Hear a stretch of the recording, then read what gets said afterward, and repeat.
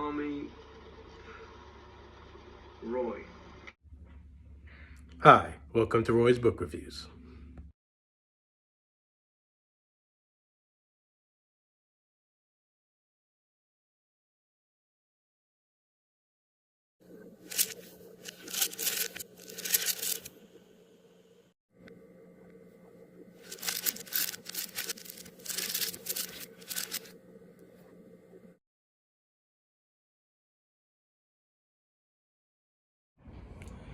I wish to share my thoughts with you today on the mystery thriller novel The Hitchcock Hotel by Stephanie Wrobel. As a big Hitchcock fan, I could not resist giving this book a shot. I rewatched Rope. It was the first viewing of it for my daughter, and one of my favorite Hitchcock movies.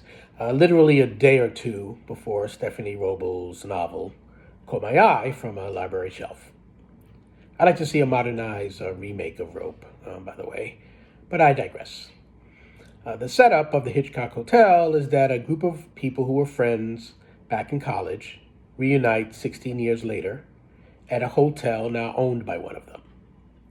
That hotel boasts an Alfred Hitchcock theme.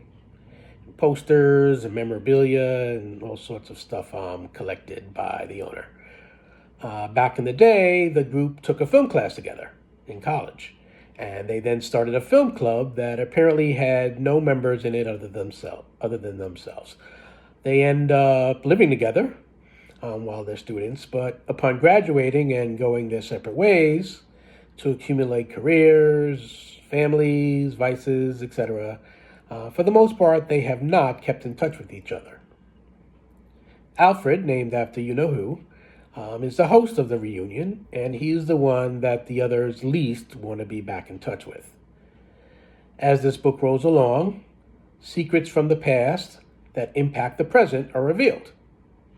Also, events that are varying degrees of creepy keep happening at the hotel over the weekend that they're together, such as a tuft of grass being left on someone's pillow.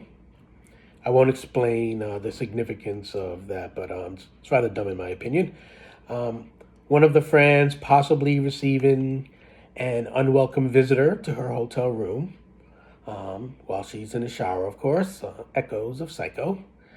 One of them possibly being intentionally poisoned, one meal at a time, unless her body is simply having trouble with the fact that she has fallen off the wagon for this eventful reunion weekend. A pair of boots left below a window curtain, cell phones gone missing after ridiculously being voluntarily surrendered by them, etc. The premise of the Hitchcock Hotel intrigued me along with its title. And the resolution section at the end of this mystery, where multiple layers of secrets are revealed and crimes are solved, was pulled off reasonably well. I was genuinely surprised by some of the twists, or at least I can say that I did not see them coming from a mile away. But in order to get to the ending, I had to read through a book's worth of subpar writing. I found a lot of the dialogue and even more of the characters' internal thoughts that were placed on the page to be cringeworthy.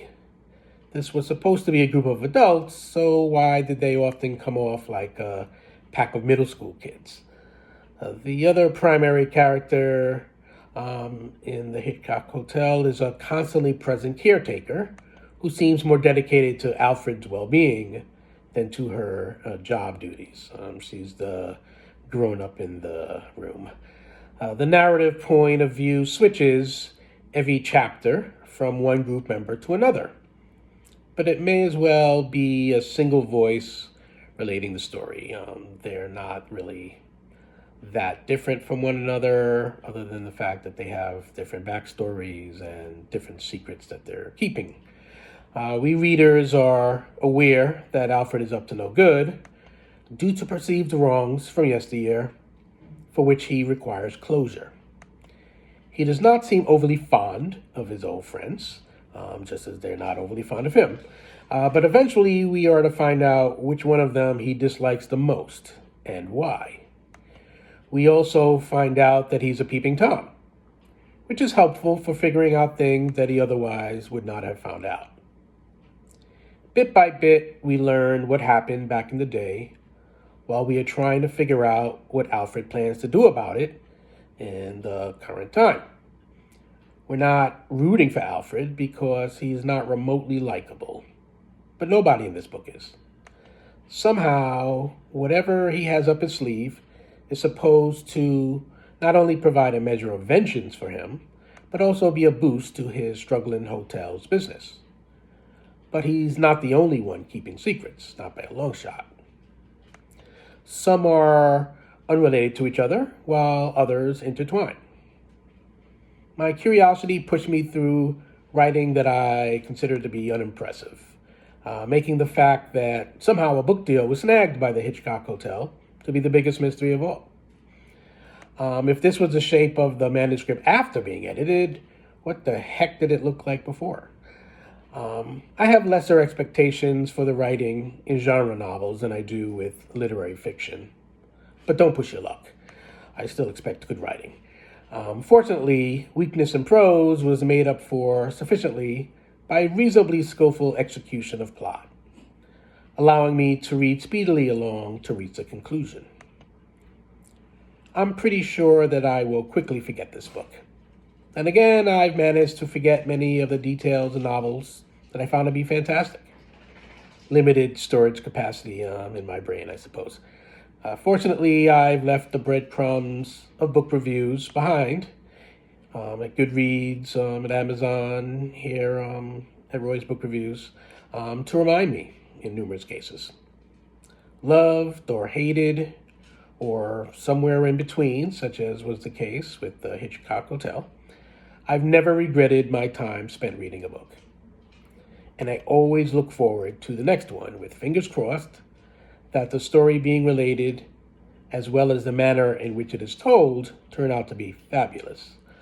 So that's what I have to say about the Hitchcock Hotel.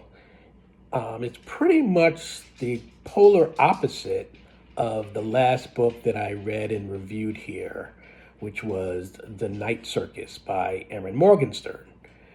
Erin Morgenstern is a fantastic writer, and that book is full of beautifully descriptive writing of the elements of the circus that she concocts, and the various magical feats that are being pulled off on a regular basis, and the costuming and just the sights and everything going on.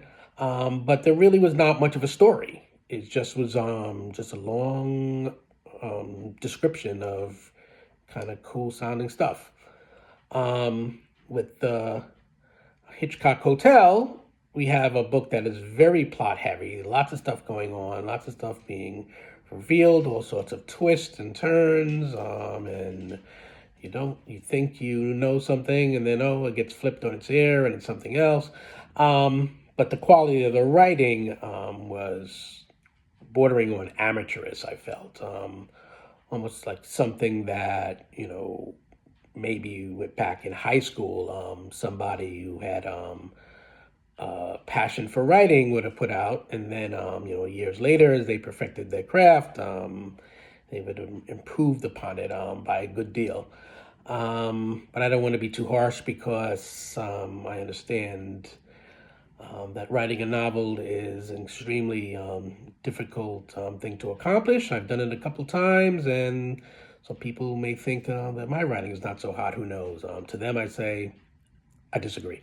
But as I've said in the past, writing even a pretty poorly written book is an incredible feat. Writing a masterfully written one is pretty much a miracle. And the fact that so many miracles exist out there on bookshelves and stores and libraries and homes throughout the world, just is mind-boggling. The fact that we have this incredible gift is just something we should never take for granted. And, as for the mediocrity out there, there's a place for it too. Your mileage may vary. I'm sure there are people who would appreciate this book a lot more than I did. particularly those who, could care less about fancy literary flourishes and just want the meat and potatoes of the story. Um, the Hitchcock Hotel had plenty of meat and potatoes story going on. It just didn't meet my personal standards of great writing. Um, until next time, this is Roy wishing you happy reading.